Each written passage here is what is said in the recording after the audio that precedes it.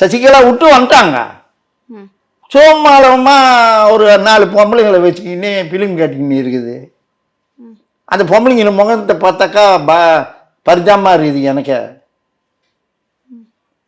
ஏன் அவங்க போட்டியிடக்கூடிய தொகுதியில் அவங்களால ஜெயிக்க முடியாதுன்றீங்க? நிச்சயமா முடியாதுமா. டெபாசிட் வாங்க மாட்டாங்கம்மா, டெபாசிட்டே வாங்க மாட்டாங்க.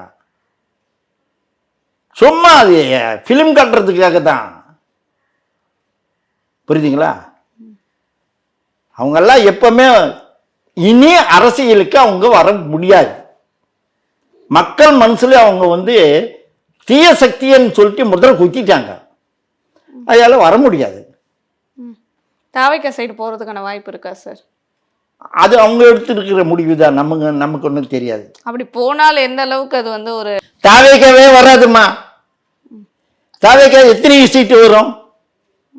3 சீட்டு வருமா? இல்லை விஜய் கெளிக்க முடியுமா?